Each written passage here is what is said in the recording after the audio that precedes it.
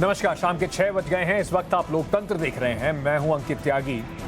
लोकतंत्र में आज बात हो रही है इनकम टैक्स, ईडी और जो बाकी एजेंसीज हैं वो कैसे चुनाव से पहले एक्टिव हो जाती हैं उसकी। उसका मतलब ये नहीं कि एजेंसीज काम नहीं कर रही हैं। आज तो उन्होंने कमाल का ही काम कर दिया। इतने नोट, जो तस्वीर आपको दिखाऊंगा, मतलब जो लोग वहां गिन रहे हैं, मशीनें लगानी पड़ी इनकम टैक्स डिपार्टमेंट को और एजेंसीज को उन नोटों को गिनने के लिए। एक कमरे में इतना कैश मिल गया है कि गिनती अभी तक खत्म नहीं हो पाई है। तो हमारे साथ बने रहिए, उसके बारे में आपको बताएंगे। कल हमने पुरजोर तरीके से जो हरिद्वार में एक धर्म संसद हुआ था और धर्म के नाम पर जो अधर्म कर रही थी उस खबर को उठाया था। इस हेट स्पीच के मामले में कोई भी व्यक्ति कहीं पर भी हेट स्पीच दे रहा हो, उसके खिलाफ कार्रवाई होनी चाहिए। उत्तराखंड पुलिस से कुछ सवाल भी पूछेंगे कि आखिर इस मामले में इतनी सुस्ती क्यों है। आज बुलेटिन में सबसे पहले एक खबर आपको दिखाते हैं। चुनावी बयार में रेड की जो रफ्तार है वो लगातार बढ़ी हुई है, लेकिन उससे पहले बात कानपुर के उस व्यापारी की करते हैं जिसके घर से कुल 150 करोड़ रुपए, दोबारा सुनाता हूं, 150 करोड़ रुपए नगद में बरामद हुआ है। नोटों की गिनती कल से हो रही है, अभी तक खत्म नहीं हुई है। कारोबारी के घर में इतना कैश कहां से आया, ये तो बड़ा सवाल है। उसे ले जाने के लिए अब 80 बक्से और करीब 100 ताले मंगाए गए हैं। कारोबारी के घर पर सबसे पहले जीएसटी से जुड़े मामले में छापामारी की गई, फिर कैश को देखकर इनकम टैक्स डिपार्टमेंट को बुलाया गया और अब लगातार इस मामले की जांच चल रही है। सबसे पहले मैं आपको ये तस्वीर दिखाता हूं, जरा फुल फ्रेम जरा तस्वीर देखिए। अब हम लोगों को इतने नोट कभी इकट्ठे देखने को शायद ही मिले। आप ये तस्वीर देखिए, जहां पे आपकी नजर जाएगी, जितने लोग आपको बैठे नजर आएंगे, मशीन लगाकर गड्डियों पे गड्डियों की गिनती हो रही है। लोग यहां पर 150 रुपए यानी कि 150 रुपए कैश अपनी जेब में रख के नहीं चल पाते। व्यापारी महोदय के घर पे 150 करोड़ रुपए की नकदी मिली थी।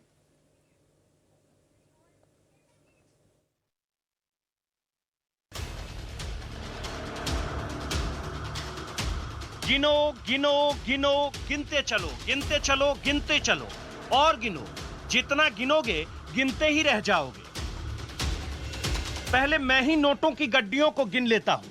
1 गड्डी, 2 गड्डी, 3 गड्डी, 4 गड्डी, 5 गड्डी, 6 गड्डी, 7 गड्डी, 8 गड्डी, 9 गड्डी, 10 गड्डी।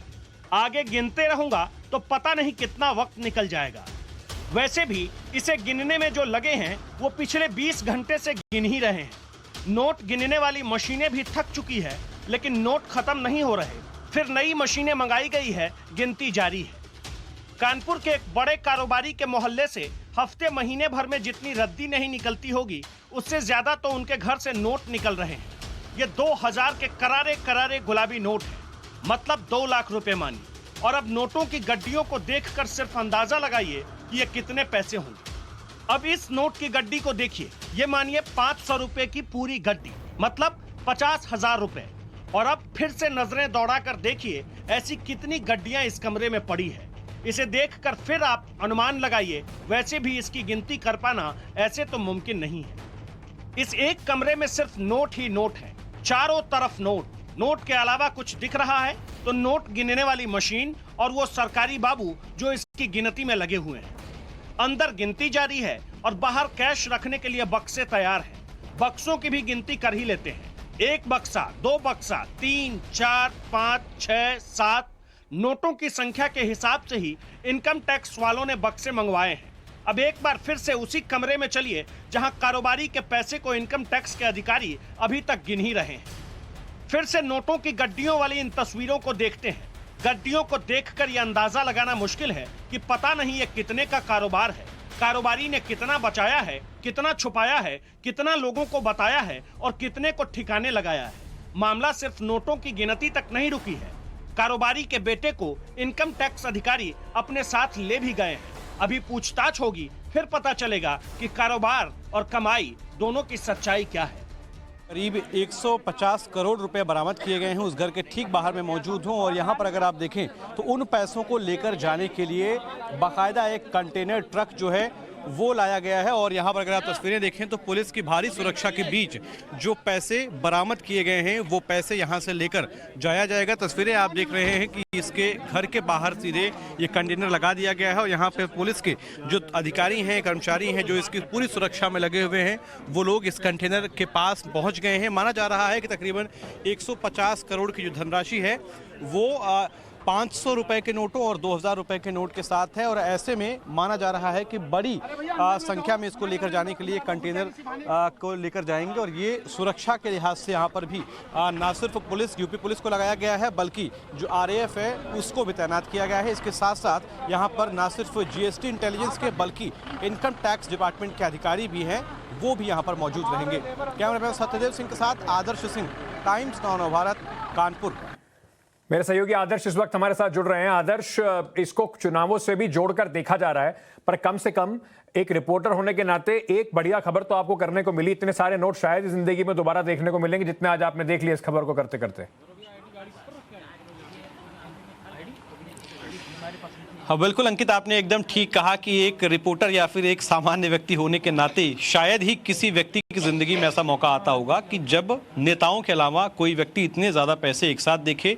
इस वक्त भी मैं उसी घर के ठीक बाहर मौजूद हूं और तकरीबन 21 बक्से, आमतौर पर व्यक्तियों के एक कपड़े के बक्से होते हैं और यहाँ पर 21 बक्से नोटों के पाए गए हैं और 21 बक्सों में नोट भरकर यहाँ से लेकर जाया गया है। और राजनीति भी इस पर हो रही है, चूंकि अगर कोई अच्छा काम हुआ हो तो निश्चित तौर पर इसे समाजवादी पार्टी और बीजेपी दोनों ही अपना बनाती, लेकिन चूंकि मामला भ्रष्टाचार का है और नोट बरामद हुई है बड़ी संख्या में, तो ऐसे में दोनों पार्टियां अब एक दूसरे पर ये थोप रही हैं कि ये उस पार्टी से जुड़ा हुआ मामला है।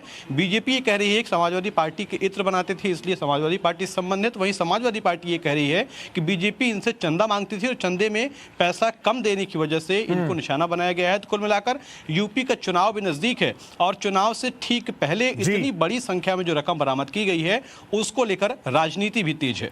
राजनीति बिल्कुल तेज है। तो क्या ये सब चुनावों में इस्तेमाल करने के लिए पैसा था या ये काला धन कहां से आया? अब तो जो इन्वेस्टिगेशन है, जो जांच चल रही है, वो इसका जवाब देगी। लेकिन उत्तर प्रदेश चुनाव से पहले जो पूरी छापेमारी चल रही है, इससे पहले अखिलेश यादव के कुछ करीबी लोगों को, समाजवादी पार्टी के नेताओं के घर पे भी छापेमारी हुई थी, उसको लेकर बड़ा एक सवाल उठ रहा है कि क्या, जैसे अखिलेश यादव कह रहे थे कि बाकी एजेंसीज भी अब उतर आई हैं चुनावी मैदान में। सबसे पहले आपको एक खबर दिखाते हैं और उसके बाद हमारे मेहमान भी हमारे साथ जुड़ेंगे, उनसे बात करेंगे कि क्या अब साम दाम दंड भेद सबका इस्तेमाल उत्तर प्रदेश चुनाव जीतने के लिए हो रहा है।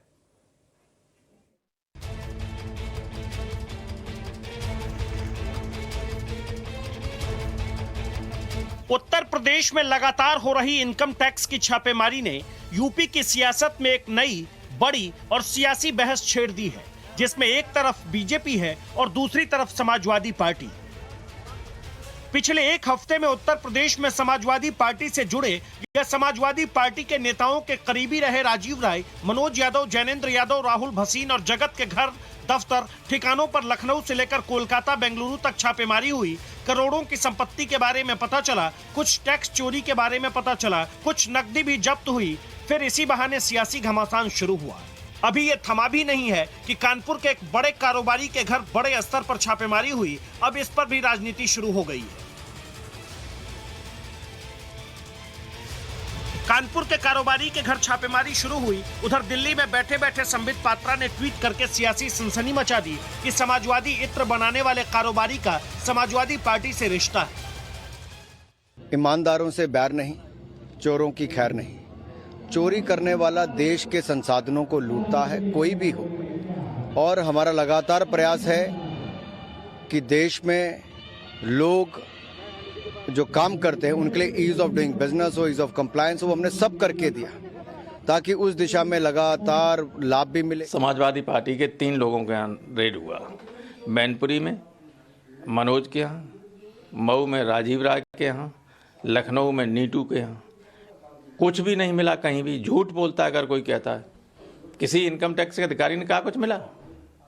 1-1.5 करोड़ 1-1.5 करोड़ मिला, कुछ नहीं मिला, एक पैसा नहीं मिला। और अभी एक फोटो वायरल हो रहा है सर, कानपुर के पीयूष जैन है, कोई इत्र वाले हैं, परफ्यूम का बिजनेस। अरे उनसे क्या, तमाम बिजनेसमैन इस देश के। अब चूंकि पिछले कुछ दिनों में यूपी में जितनी भी बड़ी छापेमारी हुई है वो ऐसे लोगों के घरों पर हुई जिनका रिश्ता या तो समाजवादी पार्टी से रहा या फिर अखिलेश यादव से।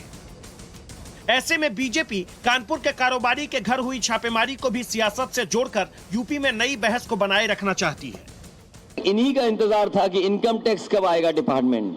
अभी तो इनकम टैक्स आया है, ईडी आएगा, सीबीआई आएगी, न जाने कौन कौन सी संस्थाएं आएंगी, अफवाहें फैलाई जाएंगी। आखिरकार चुनाव से पहले ही क्यों, चुनाव से 1 महीना पहले क्यों नहीं? चुनाव के मौसम में अचानक बढ़ी छापेमारी को लेकर सवाल जरूर हो सकते हैं, पूछे भी जा रहे हैं, लेकिन जिस तरह से कैश, इनकम टैक्स की चोरी और कई तरह की बातें सामने आ रही है वो भी अपने आप में बड़ा मुद्दा है। केंद्र सरकार से लेकर यूपी सरकार तक इसे विभाग की कार्रवाई बता रही है, लेकिन मौसम चुनावी है तो ऐसी कार्रवाई को विपक्ष राजनीतिक मान रही है। ऐसे में सवाल है कि क्या चुनावी बयार में रेड की रफ्तार बढ़ी है, रेड की सुगंध में राजनीति की दुर्गंध। Bureau report, times now Navbharat. Manish Shukla Bharatiya Janata party के प्रवक्ता हैं, इस वक्त हमारे साथ जुड़ रहे हैं। नावेद सिद्दीकी समाजवादी पार्टी से हैं, वो भी इस वक्त हमारे साथ जुड़ रहे हैं। आप दोनों का बहुत बहुत स्वागत। मनीष जी, संयोग मान लें इसको या ये प्रयोग होता है हर चुनाव से पहले?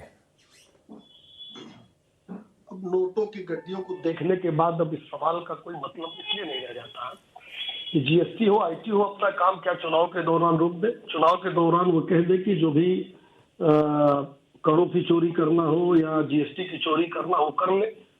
तो देखिए, ये एक उस संस्था की अपनी रेड है और जो लोग भी कर चोरी करते हैं, जीएसटी को नहीं जमा करते, इस तरह की जो भी अनियमितताएं करते हैं, तो वो स्वतंत्र संस्थाएं अपना काम करती हैं।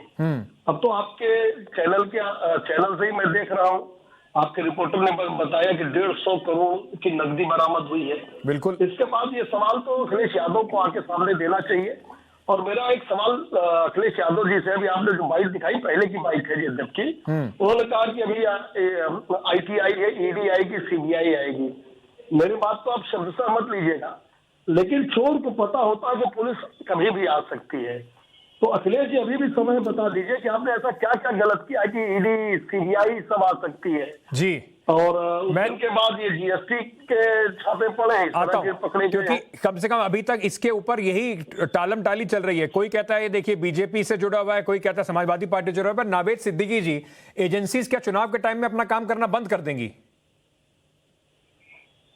देखिए, ऐसा तो नहीं है कि ये खबर इनको आज ही पता लगी या एक हफ्ता पहले पता लगी। ये खबर तो इनकम टैक्स और जीएसटी से रिलेटेड मामला है। अगर बिजनेसमैन थे और अगर इत्र का काम करते हैं या जिसका भी पान मसाले का काम करते हैं, जिसका भी करते हैं, तो ये पहले से इनको मालूम रहा। लेकिन पहले ना आकर के ये टाइमिंग के ऊपर गौर कीजिए। दूसरी चीज, एक जो मुझे ऑब्जेक्शन है, अभी मैं सुन रहा था आपकी रिपोर्ट, आपके एक जर्नलिस्ट जो थे उन्होंने अभी सीधे हमारे यहाँ हमारे समाजवादी पार्टी के 4 लोगों पे जो रेड पड़ी थी, चाहे राजीव राय साहब का जिक्र है, नीटू साहब का है और जगत जी का है, राहुल बसीन जी का है, तो ये उन्होंने सीधे कहा कि इनके हाथ से करोड़ों का टैक्स चोरी का मामला सामने आया जो पड़ी थी। तो पहले तो मैं आपके रिपोर्टर से कहूंगा कि अपने फैक्ट्स को सही कीजिए। सर, एलिगेशन तो यही है, रिपोर्टर ये नहीं कह रहा कि बरामदगी हुई है। एलिगेशन उसने बोला है कि इनके ऊपर आरोप है ये। अब वो तो आरोप एजेंसी का काम है, एजेंसी सिद्ध कर पाएगी आरोप तो ठीक है, नहीं कर पाएगी तो वो बरी हो जाएंगे। मैं तो सिर्फ आपको बता रहा हूं कि उसने आरोप कहे नहीं, तो ठीक है, समाजवादी आरोप ये आरोप एजेंसी का आरोप है। सर खामोश बैठिए, 1 मिनट मैं अपनी बात पूरी कर लूं, फिर उसके बाद आप समाजवादी जेल के बारे में भी रुक जाइए मनीष जी, अच्छा है आपने बोल दिया, आप उन्हें बोलने दीजिए, फिर आपके पास आता हूं। नहीं, हम बोल नहीं रहे, केवल सवाल जो अब उन्होंने कहा, नहीं ये बीच में जरूर बोलेंगे, आप सुन लीजिए मेरी बात। देखिए, मैं ये कह रहा हूं कि कैसे इन्होंने ये कहा कि ठीक है इनके ऊपर ये आरोप लगा है, तो ये आरोप किसने लगाया? अगर आरोप ये लगा होगा कहीं ना कहीं तो इनके सीबीआई के अधिकारियों ने बताया होगा या इनकम टैक्स के अधिकारियों ने बताया होगा ना कि क्या है। इनकम टैक्स अधिकारियों को बुला करके आप डिबेट में एक दिन बैठाइए, एक अधिकारी को बुलाइए और पूछिए कि लखनऊ में जो रेड हुई थी लगातार, उसमें क्या मिला। वो कहते हैं खिसियानी बिल्ली जो है वो खंबा नोचती है। नहीं तो आप आरोप लगा रहे हैं कि ये सरकार जो है ये आपके ऊपर ये सब एजेंसीज को इस्तेमाल कर रही है। पर मुलायम सिंह जी पे और अखिलेश यादव जी पे जो केस चल रहा है आय से अधिक संपत्ति का, वो तो कांग्रेस के टाइम में लगाया गया था। तो क्या उस समय भी इसका बेजा इस्तेमाल होता था या अभी होना शुरू, नया चीज कुछ शुरू हुई है? ये दोनों एक जैसे हैं। ये लगातार अपना काम करने के लिए ये इस तरीके की चीजें, मैं एजेंसियों को, देखिए एजेंसी अपना काम करती है, ठीक है, हमें एजेंसी पे भरोसा है, एजेंसी अपना काम कर रही है, ठीक है, लेकिन किसी के दबाव में नहीं करना चाहिए। दबाव में डालते हैं आप मनीष शुक्ला जी, दबाव में डालते हैं। और ये सवाल टाइमिंग का जो है वो हमेशा इस वजह से भी उठता आया। मैं कुछ आंकड़े आपके सामने रख देता हूं, उसके बाद आप अपने जवाब दीजिएगा। तमिलनाडु विधानसभा चुनाव से पहले, ये थोड़ा ग्राफिक हम अपने दर्शकों को भी दिखाते हैं, बिल्कुल विधानसभा चुनाव से एन पहले आईटी की छापेमारी हुई डीएमके के जो चीफ हैं एमके स्टालिन की बेटी के घर पर। पश्चिम बंगाल विधानसभा चुनाव से बिल्कुल 1 महीने पहले इनकम टैक्स डिपार्टमेंट की रेड होती है, ममता बनर्जी के भतीजे अभिषेक बनर्जी के घर पर छापेमारी होती है, उनकी पत्नी के पुराने केस में उन्हें समन भी भेजा जाता है। महाराष्ट्र चुनाव से पहले शरद पवार के खिलाफ मनी लॉन्ड्रिंग का केस दर्ज हो जाता है, अजीत पवार के घर पे छापे पड़ जाते हैं।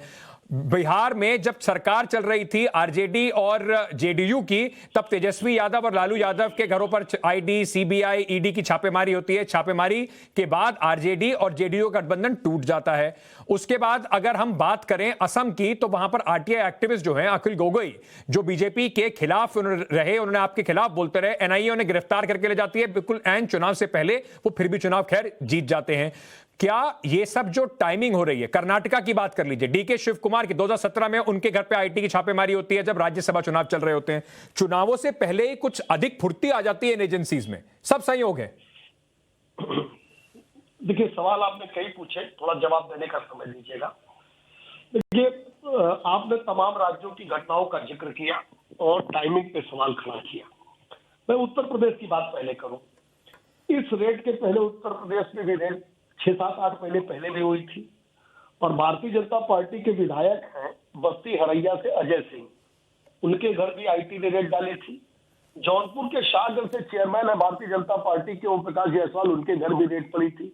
तो 6 महीना पहले जो रेड पड़ेगी उसकी तो चर्चा आप नहीं करेंगे क्योंकि चुनाव नहीं था। चुनाव के दौरान जो पड़ेगी उसकी चर्चा आप कर सकते हैं, आप स्वतंत्र है करने के लिए। तो रेड हमको लगता है कि देश में रेगुलर पड़ती है, लेकिन जब चुनाव के दौरान जब पड़ती है तो उसकी चर्चा, क्योंकि आप डिबेट करते हैं इसलिए वो आपके ध्यान में है।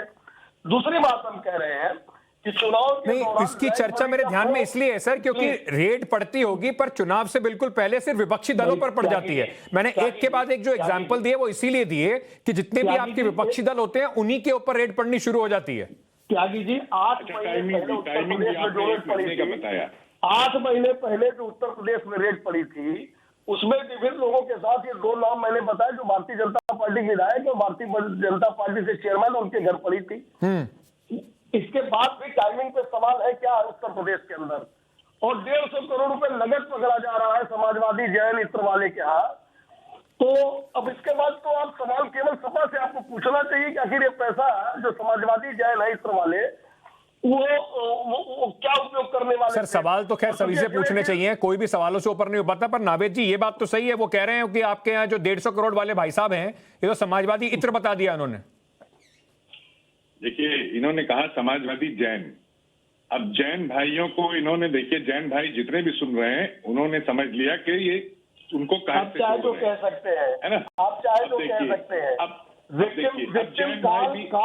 लिए जैन भाई भी, जैन भाई लोग जो हमारे जैन भाई लोग हैं, देखिए जो भी नहीं जैन भाई हो या कोई भी हो, आप नहीं नावेद जी आप मान रहे हैं क्या कि समाजवादी पार्टी से जुड़े हुए हैं? अगर नहीं, आप ये बात मान रहे हैं क्या कि समाजवादी पार्टी से जुड़े हुए हैं, इसी वजह से इनके ऊपर रेड हुई है, ये मान रहे हैं क्या आप? देखिए अंकित भाई, आप एक अच्छे एंकर हैं और एक अच्छी डिबेट कर रहे हैं, तो जरा इनसे ये बोलिए कि जब इनका टर्न आए, तो मैं सुन रहा था इन्होंने समाजवादी पे इल्जाम लगाया, सब पे लगाया, लेकिन मैं खामोशी से सुन रहा था। बिल्कुल, वो थोड़ा सब्र ये भी रखें, तो अपनी जब चांस। बिल्कुल सर, चलिए आप अपनी बात रखिए। मनीष जी को समझ में आ गया, आप अपनी बात रखिए, फिर उसके बाद मनीष जी बोलेंगे। चलिए।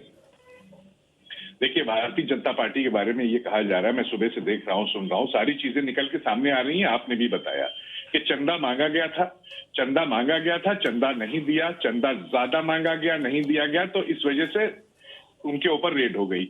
अच्छा, तो हमारा रिश्ता क्या है? आप साबित करके दिखा दीजिए, हमारा कोई रिश्ता नहीं। समाजवादियों को झूठा फ्रेम किया जा रहा है क्योंकि हमारे 4 समाजवादी लोगों के ऊपर कुछ नहीं मिला, इनको सिर्फ ठेंगा मिला, इसलिए ये परेशान होकर के वो कहते हैं कि देख खिसियानी बिल्ली जो है वो खंबा नोचती और फालतू मुस्कुराती है बैठ के, उसके पास कोई काम है नहीं। मनीष जी, तो यही हो रहा है। मनीष जी, मतलब कहीं ना कहीं चुनाव का थोड़ा अंकित भाई, हाँ अंकित साहब एक चीज और मैं कहना, देखिए हमने ये सुना था 9 नवंबर का वो दिन था, 8 नवंबर का, जब ये हुआ था कि अब नोटबंदी रात में 12:30 बजे से सारे नोट बंद हो जाएंगे और ये अब हम काला धन रोकेंगे देश में। हाँ। ये काफी साल हो गए, ठीक है।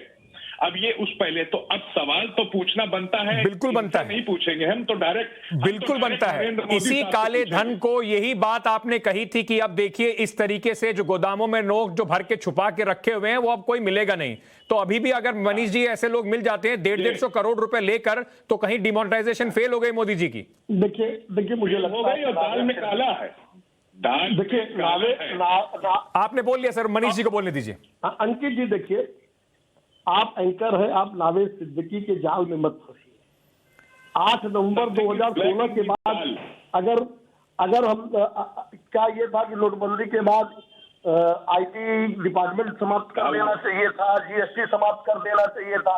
आखिर इन विभागों की उपयोगिता यही है ना कि उसके बाद कारोबार नहीं होना था। अगर कारोबार होगा, इस तरह की घटनाएं होंगी, तो उन्हीं को रोकने के लिए ये विभाग तो अकाउंट में आया नहीं किसी और अभी ये पूछ रहे नावेद भाई यही बात आप बोल रहे थे, उन्हें बोलने दीजिए, उनकी बात खत्म करने दीजिए। तो भी 2 महीना पहले अखिलेश यादव जी ने अपनी पार्टी में जो इत्र किया था वो सबको पता है, उसकी दुर्गंध पहुंच गई है पूरे देश में। किस तरीके से समाजवादी पार्टी के लोग इस अवैध व्यापार में लगे हुए हैं, ब्लैक मनी के फ्लो में लगे। सर देखिए ये जो आरोप और प्रत्यारोप है कि ये इस पार्टी से जुड़े हुए हैं, उस पार्टी से जुड़े हुए हैं, सिर्फ चुनावों तक ना रह जाए। हमारी तो सिर्फ एक ही गुजारिश है, अगर रेड हुई है तो बिल्कुल इसका तह तक पहुंचना चाहिए। जो भी जिम्मेदार है जिस पार्टी से जुड़ा हुआ हो, सिर्फ चुनावों के चक्कर में ये फोटो ना खिंचवाकर और उसके बाद ये तो कहकर कि इत्र समाजवादी था या खुशबू बीजेपी की थी, इस चक्कर में जनता को थोड़ा भरभराया ना जाए।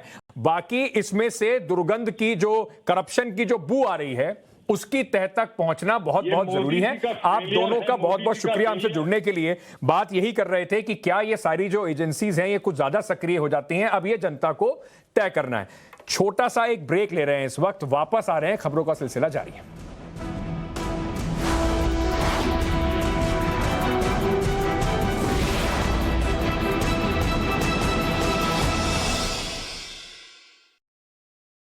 चलिए तो अब बात करेंगे उस खबर की जिसपे हमने कल भी आपको दिखाई थी। वो खबर उस पर पूरे तरीके से उसको उठाया था। हमारे साथ बस कुछ ही मिनटों में उत्तराखंड के डीजीपी साहब राकेश कुमार जी भी जुड़ेंगे।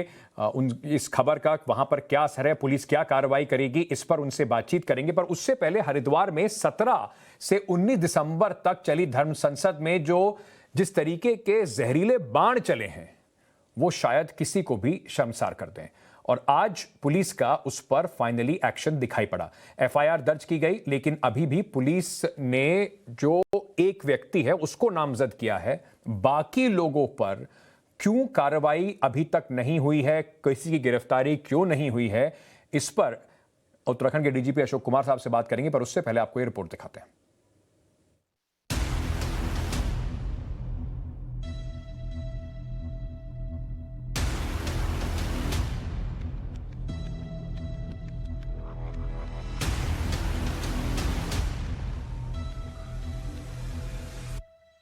टाइम्स नाउ नव भारत पर गुरुवार शाम 6 बजे लोकतंत्र में हरिद्वार में धर्म संसद के दौरान जहर उगलने वालों की खबर चली और शाम 7:25 पर हरिद्वार में एफआईआर दर्ज हो गई।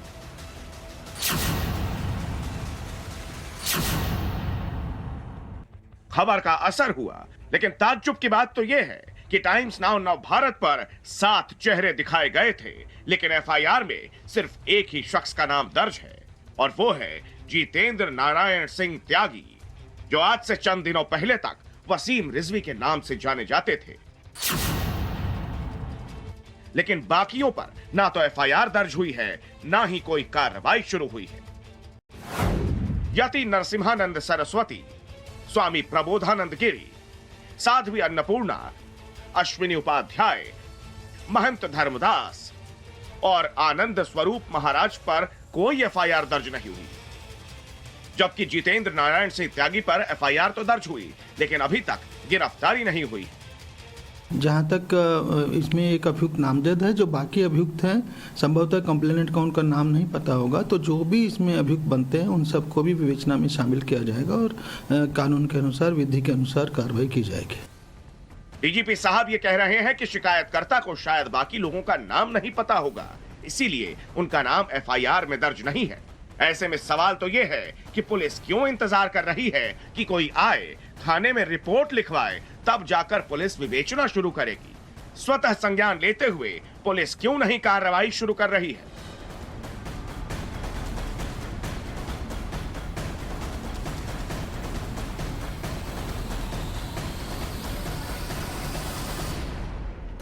सवाल तो यह भी उठता है कि जब धर्म संसद में मौजूद वहां जहर उगलने वाले लोगों की तस्वीरें हमने अपनी टीवी स्क्रीन पर साफ साफ दिखाई। टाइम्स नाउ न भारत नैतिकता के आधार पर वहां उगले गए जहर को तो अपनी टीवी स्क्रीन पर नहीं दिखा सकता, लेकिन डीजीपी अशोक कुमार उसे सोशल मीडिया पर जरूर देख सकते हैं। ऐसे में सवाल यह है कि इनके खिलाफ कार्रवाई करने में देरी क्यों हो रही है? क्या पुलिस उस दिन का इंतजार कर रही है जब धर्म संसद में बोले गए शब्द हकीकत में बदल जाएंगे? अभिषेक सिन्हा, टाइम्स नाउ नव भारत, देहरादून। उत्तराखंड के डीजीपी अशोक कुमार साहब इस वक्त हमारे साथ जुड़ रहे हैं। सर, बहुत बहुत शुक्रिया टाइम्स नाउ भारत पर हमसे जुड़ने के लिए। मैं सबसे पहले आपसे पूछना चाहता हूं, 3 दिन बाद एक एफआईआर जरूर हुई है सर, उसमें एक व्यक्ति का नाम लिया गया है और बाकी लोगों को जो कहा गया है कि वो नामजद इसमें नहीं है, तो क्यों बाकी लोगों के खिलाफ नाम लिखकर कार्रवाई नहीं हो रही? क्योंकि आरोप अब यह लग रहा है कि पुलिस हल्का जा रही है उनके ऊपर। नहीं, देखिए, निश्चिंत रहिए आप, ऐसी कोई बात नहीं है। कल ये वीडियो वायरल हुए हैं, कल हमारे संज्ञान में आया है, कल ही एफआईआर दर्ज कर दी गई है। जिसने जैसी एफआईआर लिखाई वो लिख दी गई है, किंतु विवेचना तो है ना। अभी जो एफआईआर लिखी जाती है, जरूरी नहीं है कि सारी कार्रवाई सिर्फ उसके आधार पे होगी। कार्रवाई तो विवेचना के आधार पर होगी, इन्वेस्टिगेशन के आधार पर होगी, और जिसने भी जो कानून के खिलाफ कुछ बोला है, जो कानूनन गलत है, तो उसके विरुद्ध जरूर कार्रवाई होगी। जी, आप कह रहे हैं नाम सामने लाए जाएंगे, इसमें कोई निश्चिंत रहिए इसमें। मतलब जो लोग आपके सामने तथ्य जैसे जैसे आते रहेंगे विवेचना में, जिन लोगों का भी नाम होगा उनको बुलाकर उनके ऊपर कार्रवाई होगी। बिल्कुल, जो अगर इसमें दोषी हैं, जिन्होंने भी किसी तरह से भड़काऊ भाषण दिए हैं, किसी तरह से हेट स्पीच दिए हैं, तो उनके विरुद्ध जरूर कार्रवाई होगी। सबके नाम इस एफआईआर में जुड़ेंगे, इसके बारे में मैं आपको आश्वस्त करना चाहता हूं। 2 फरवरी इसी साल में डीजीपी साहब, आपका एक बयान है जो आपने दिया था स्टेट पुलिस ऑफिसर्स कॉन्फ्रेंस में, जो देहरादून में हुई थी। उसमें आपने कहा था कि फ्रॉम नाउ ऑनवर्ड्स, यानी कि अब से पुलिस स्क्रूटनाइज करेगी सोशल मीडिया बिहेवियर लोगों का, और जो लोग हैबिचुअली एंटी नेशनल पोस्ट डालते हुए पकड़े जाएंगे, जो इस तरह की बातें करते हुए पकड़े जाएंगे, उनको पुलिस वेरिफिकेशन नहीं होगा, उनके पासपोर्ट आर्म्स लाइसेंस में पुलिस जो वेरिफिकेशन है वो नेगेटिव देगी। उत्तराखंड की पुलिस की ये कार्रवाई जब शुरू हुई थी, जब आपने बात कही थी, लोगों ने इसकी बड़ी तारीफ की थी। अगर इतनी एक्टिव उत्तराखंड की पुलिस है कि जिन लोगों को आर्म्स लाइसेंस या पासपोर्ट चाहिए होता है उसकी वेरिफिकेशन से पहले ट्विटर, फेसबुक और सोशल मीडिया खंगाल लेती है, तो इस तरह की हेट स्पीच पर पुलिस अब तक इंतजार कर रही थी कि कोई आके एफआईआर कराए। देखिए, मेरे विचार से वायरल कल ही हुआ है और कल ही हमारे संज्ञान में आया है, तो इस पे कल ही हमने एफआईआर कर दी है। जहां तक बात है पासपोर्ट वेरिफिकेशन में, तो वैसे ही कॉलम है, और बाकी जगह भी हमने इसके थ्रू आपका आदमी का बिहेवियर पता चलता है। अगर कोई बहुत एग्रेसिव स्पीच देता है, अगर कोई बहुत हेट स्पीच देता है, तो ऐसे लोगों को आर्म्स लाइसेंस भी नहीं देना चाहिए। मैं अपनी बात पर आज भी अडिग हूँ, और जैसा मैं आपको कहना चाह रहा हूँ कि हम लोग 100% जो भी दोषी हैं उनको बख्शा नहीं जाएगा, उनके विरुद्ध कार्रवाई होगी। नहीं सर, ये बड़ी अच्छी बात है, आप कह रहे हैं जो दोषियों को बख्शा नहीं जाएगा, लेकिन क्योंकि ये सवाल स्वतः संज्ञान क्यों नहीं ले रही है उत्तराखंड की पुलिस? आपने ये वायरल वीडियो देखे हैं, आपकी पुलिस के पास हैं, वो लोगों के नाम भी आपके पास हैं, उसके बाद भी 90 घंटे हो गए हैं, अभी तक एक भी व्यक्ति को बुलाकर पूछताछ भी शुरू नहीं हुई है। नहीं, आपको क्या पता पूछताछ नहीं शुरू हुई है? पूछताछ हमारी कार्रवाई विवेचना शुरू हो गई है, कल एफआईआर हुई है, विवेचना शुरू हो चुकी है। सर, स्वतः संज्ञान क्यों नहीं लिया उत्तराखंड की पुलिस ने? क्योंकि अगर हरिद्वार में इस तरह की बात हुई और वीडियो वायरल हुआ तो आप ही के राज्य का जो पूरी कानून व्यवस्था है, उसकी जो शांति स्थिति है, उसको बिगाड़ने की साजिश है कहीं ना कहीं। साजिश वालों को बख्शा नहीं जाएगा अंकित जी, निश्चिंत रहिए आप। सर, मैं जुलाई 2021 का शांति व्यवस्था भंग नहीं करने दी जाएगी। बिल्कुल अच्छी बात है सर। जुलाई 2021 का एक वाकया आपको बताना चाहता हूं। 4 लड़के मुस्लिम समाज के थे जो उत्तराखंड के अल्मोड़ा में एक हिंदू लड़की के साथ रेस्टोरेंट में बैठे हुए थे। उन चारों लोगों को पुलिस ने पकड़ लिया कुछ लोगों के कहने पर, और लव जिहाद के उनके ऊपर केस लगा दिए गए। क्यों ना ये माना जाए कि पुलिस अब इस मामले में इतनी एक्टिव हो सकती है, तो इस मामले में दोहरा मापदंड दिखा रही है।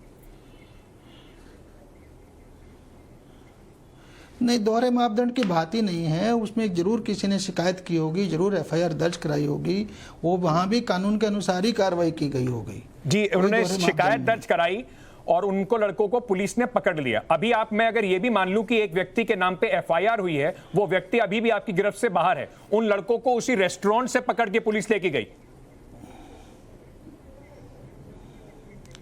देखिए, ये बहुत सारी चीजें हैं इसमें। जो कानून में ये है कि 7 साल से अगर ज़्यादा उसमें सजा का प्राविधान है तो उसमें अरेस्ट और ज़्यादा इजीली पॉसिबल है। 7 साल से नीचे अरेस्ट की धाराएं हैं तो उसमें 41 वगैरह करना पड़ता है। तो हम लोग एज पर लॉ काम कर रहे हैं, एज पर लॉ ही करेंगे। आप इस बारे में आश्वस्त रहिए। सर, कॉल फॉर आर्म्स जो है, वायलेंस जो है, कॉल फॉर आर्म्स जो है किसी भी कम्युनिटी के खिलाफ, आपको लगता नहीं उसमें और संगीन धाराएं लगनी चाहिए? वो लोग खुलेआम पर किसी कम्युनिटी के खिलाफ हथियार उठाने के लिए उकसा रहे हैं, लोगों को बोल रहे हैं कि आप इस तरह से करिए, और उसके बाद भी आपने जो धाराएं लगाई हैं उसमें और मजबूत धाराएं लगानी चाहिए थी। देखिए, प्रथम दृष्टया इसमें 153 बनती है, वो हमने लगा दी है। अगर और धाराएं पॉसिबल होंगी तो उसका भी विधिक परीक्षण करा लेंगे, लीगली एग्जामिन करवा लेंगे। सर, मुख्यमंत्री जी का एक ट्विटर पे बयान है जो अभी कुछ दिन पहले का ही है, 10 दिसंबर का। उसमें उन्होंने कहा है कि यदि किसी शरारती तत्व ने मानसिकता का परिचय देते हुए सोशल मीडिया पर या किसी भी रूप से सैनिकों के बारे में या किसी और के बारे में आपत्तिजनक टिप्पणी करी तो हमारी सरकार उसके खिलाफ कठोरतम दंडात्मक कार्रवाई करेगी। सोशल मीडिया पर कोई इस तरह की बात करेगा तो उस पर कार्रवाई होगी। सर, जनता ये पूछना चाहती है कि उत्तराखंड में इस साजिश के तहत लोग इस तरह से माहौल खराब कर रहे थे, इनके खिलाफ कार्रवाई कब होगी? कब आप इन सभी अभियुक्तों को पकड़कर इनको कानून के शिकंजे में लेकर आएंगे? एफआईआर दर्ज हो चुकी है, कानून के अनुसार कार्रवाई की जाएगी। सर, कोई चुनावी प्रेशर, कोई राजनीतिक प्रेशर तो नहीं है इसके ऊपर? Thank you. नहीं, ऐसा कुछ नहीं, ऐसा कुछ नहीं। बहुत बहुत शुक्रिया सर, हमसे जुड़ने के लिए। आपने कहा कि कठोरतम कार्रवाई की जाएगी। हमें इस बात की खुशी है कि आप इस पूरे मामले को पूरी ढंग से तफ्तीश करेंगे और जो भी इसमें आरोपी हैं उनके ऊपर किसी भी तरह की कोताही या ढील नहीं बरती जाएगी। बहुत बहुत शुक्रिया हमें समय देने के लिए सर। चलिए, डीजीपी अशोक कुमार साहब को आपने सुना, वो बता रहे थे कि कार्रवाई करेंगे, लेकिन फिर भी सवाल यही उठता है कि क्या पुलिस किसी अनहोनी का इंतजार कर रही थी कार्रवाई करने से पहले, या मीडिया का इंतजार कर रही थी कि वो इसको उठाएं? इतने एक्टिव अगर रहते हैं सोशल मीडिया पे, इतनी बातें करते हैं अगर सोशल मीडिया पे, तो इतना वायरल वीडियो उनकी आंखों से कैसे बच गया, या जानबूझ के आंख बंद कर ली गई? ब्रेक का वक्त हो गया। लोकतंत्र में आज इतना ही।